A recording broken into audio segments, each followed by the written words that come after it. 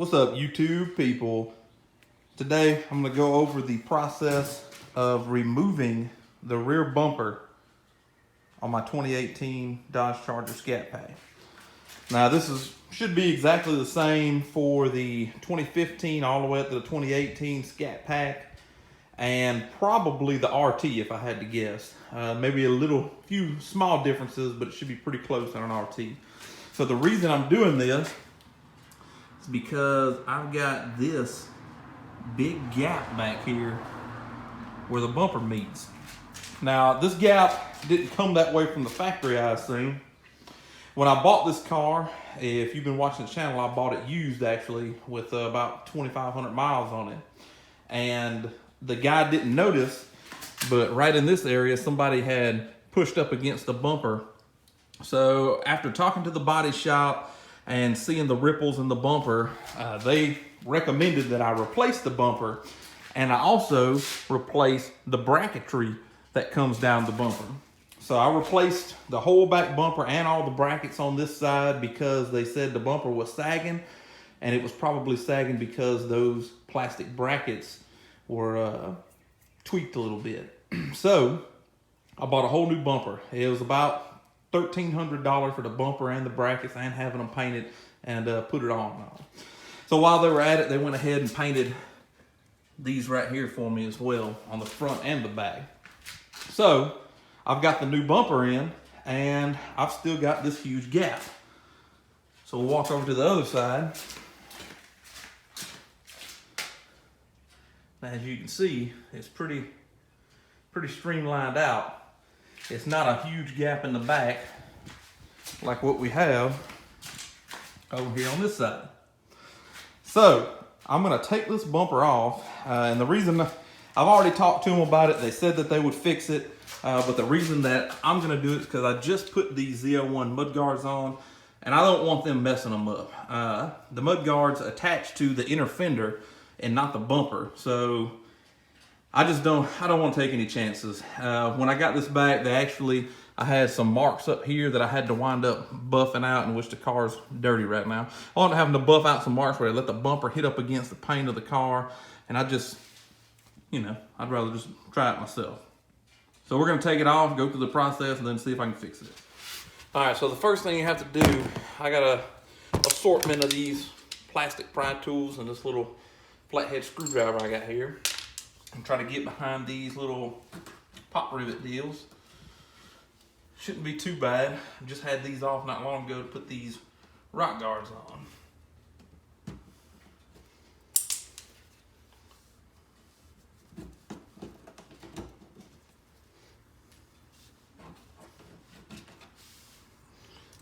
Alright, both of them's off. Check. It's on the fender. I got another one right up here. Go ahead and pop this one off.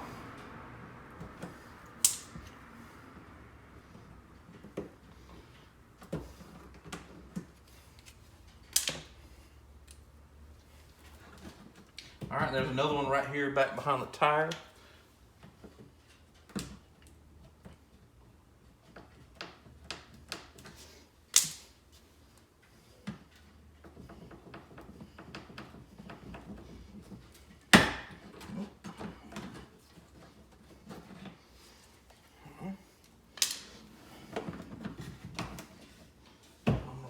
Got it pulled fairly loose. Now you got, it's fairly simple. This is, as you can see, the Z01 rock guard is attached to the inner fender itself, and it's not really attached to the bumper. So we're good there. Let's see. Looks like we got one bolt down here at the bottom. Pretty sure that's this 9/32 that I got. I got a little ratchet here. And yeah, 9/32.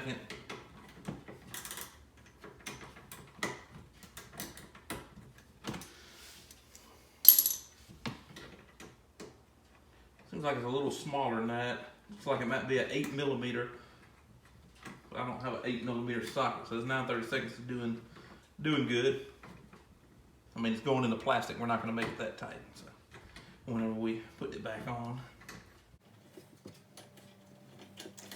All right, I kind of forgotten to mention here that my first step was I took my waterless wash and washed all the way up to the door and all the way down the bumper here to clean it.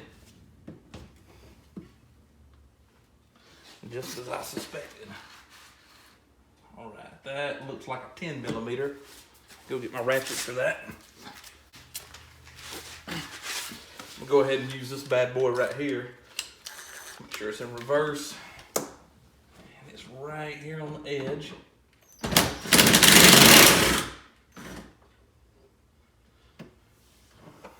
right.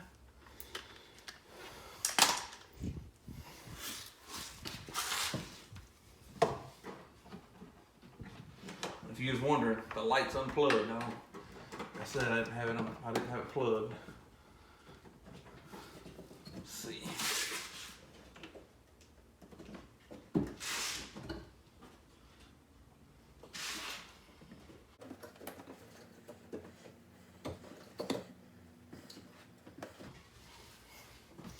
It looks like it's riding on a lip right here.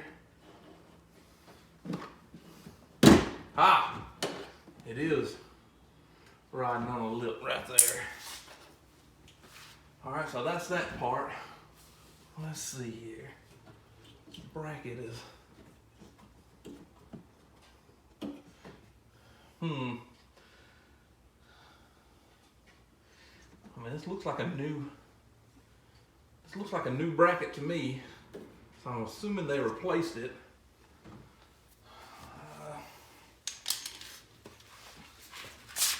All right, next I'm gonna tuck this back in here a little bit, and I'm gonna show y'all that clip, how I unclip that here in just a second.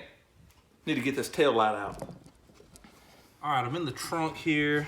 I'm just gonna try to take out just what I need to take this tail light out here and get access. So first is gonna be the little grocery bag hanger here. It's a little Torx bit, T20 it looks like here. And these right here, I know from my last car, they just pull out. They look just like this. And the other one that's at the bottom here.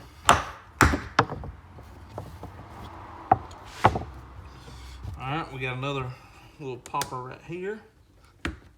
Be careful with this one. This is just one of the little Christmas tree ones.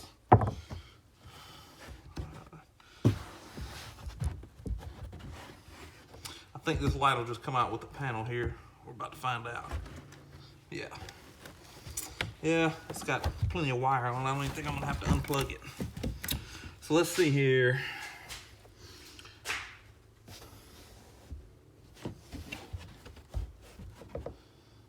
I'll let you look at what I'm looking at here. All right, so this is what I've got. It looks like these are the only two bolts holding this taillight side in, this and this. Look like a 9 or 8 millimeter. Let me go find out. So I didn't have a socket that fit them, but as you can see, that does, and it is a 5/16. I spared y'all me using the ratchet or the wrench to get that off, but I mean, it just kind of popped right out. So this is what it looks like onto the back. And be careful, this right here is sticky. I'll probably take some isopropyl alcohol and rub that down to make sure it sticks good. This is what we're working with, the clips right here on the back. Pick up over these clips we saw on the back. As I'm pulling this out, it just kind of pops in the back there.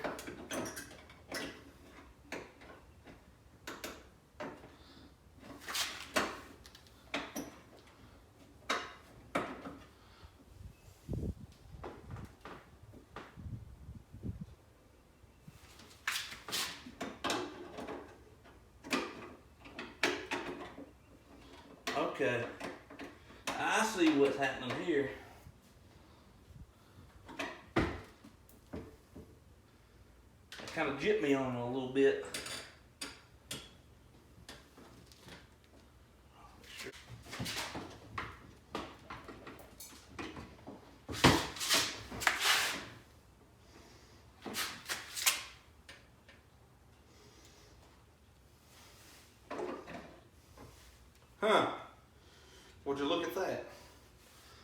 this part was broke too. We didn't order the one on the back, but it was broke too.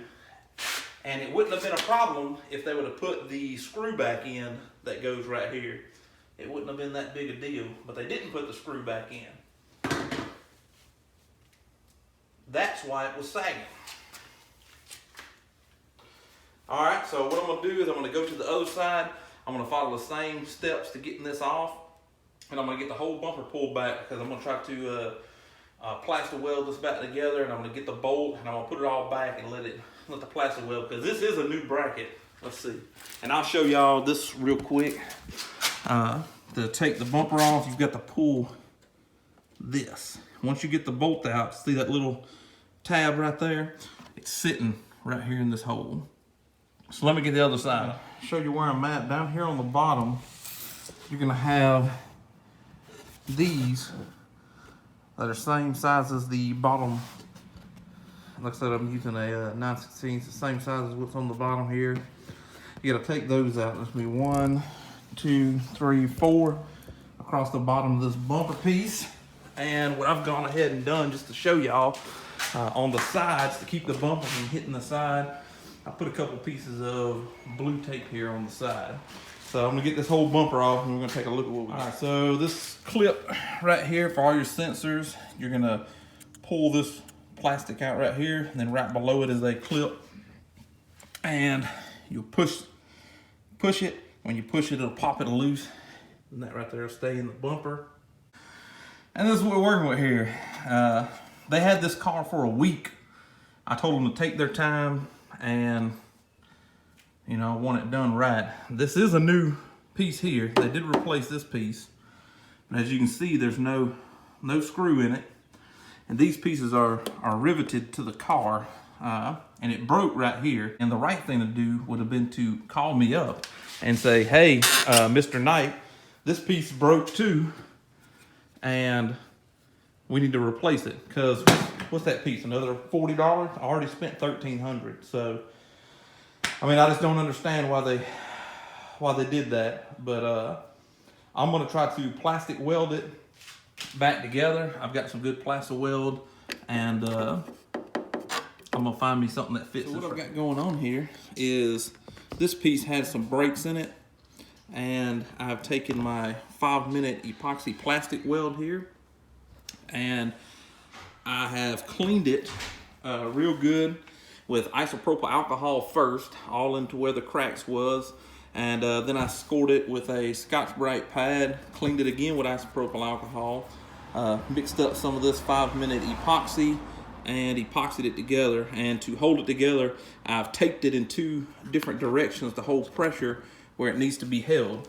And I'm just going to sit it out here in the sun and let it sit out here for about 10 minutes and get hardened up, and then we'll move on to the part that's still on the car. I'm gonna go ahead and clean it and score it. Then when this is dry, the parts that this glues to, on that one I'll clean, score, and clean that again. Got this part here prepped up, sanded up, cleaned with the isopropyl alcohol. Cleaned this on the edge here. It's isopropyl alcohol. I still got a little bit of tape on it, making sure I don't pull apart the edges. It is 5-minute epoxy, but of course, like anything else, it's gonna be 24 hours before it's fully cured. But I'm gonna get this back up into place, put a little glue on it, get it back up into place, and stick it together and put tape on 1 or 2 spots to hold it, let it sit, you know, at least an hour or so, and then I'll come back with y'all. I did find a screw here. I'll get the screw right here that will go right here where they left the screw out, which I think was the biggest problem, because see how floppy it is? If you put the screw up in there and screw it up tight, that'll lift the bumper up to where it needs to be. So I think if they would have just put this screw right here in, I would have never even noticed this from the bumper side. Well, here's where I am. I actually found this little piece of aluminum right here, and here's the crack. And I put this across the crack to kind of stiffen it up. It's actually pretty, it's a lot more solid than what I thought it was gonna be. But it's been a couple hours. Got this piece on here. Seems pretty decent across the top here. And it seems like that's what it's gonna be to keep this thing from sagging when I put the bumper in. So the next step of what I'm gonna do is put the bumper back on and see what it looks like. Side partially on, you see, I still got a little lip, and I want to see what this gap looked like. And it looks like we're golden. I mean, it looks like it's gonna be where it needs to be. So I'm gonna finish putting the bumper on and go to the end result here. All right, so this is what it looks like after. Is it perfect? No, it's not perfect. But the gap all the way around looks a lot better than what it did. The only way to make it perfect is to replace that plastic piece that's broken. I'm pretty upset that the body shop I took this to have it done, I told them I wanted it done right. And I was paying the money out of pocket to have it done right. And I gave it to them for an entire week. And they already had the parts before I dropped it off, because I'd already paid before I dropped it off. And they didn't even mention this. They just left that broke piece in there with the bumper sagging as bad as it was in the back, and just left it that way. Didn't even put one of the screws back in. And it's pretty upsetting, you know, that people treat other people's property like this. People that you trust to fix and work on your car will do things like this. And my wife always says, you always find something wrong with everything you get done. Well, yeah, look at this. I mean, this is ridiculous. Is this good customer service? Is this what they want their business to be known by? I mean, it's pretty bad. I haven't talked to the body shop yet. I plan to ride up there in the morning and talk to the manager, show them the pictures that I took of this, and you know, just see what they have to say about it. Anyway, that was taking the bumper off, and you know, the removal process, and what the body shop did to me, and how I attempted to kind of patch it up for right now and make me feel a little bit better about it. Taking the bumper off wasn't too bad. If I just had to take the bumper off, I think I could have this bumper off in probably 15 minutes. So it's not a bad process to take off. So anyway, thanks for tuning in. Remember to subscribe for more. Catch my next video. My new Diode Dynamics lights just come in for my vanity mirrors and stuff. I'm probably going to do a video on that tomorrow sometime, and I don't know when I'm going to drop it. But thanks everybody for watching. Thanks all the subscribers and my supporters. We really appreciate y'all.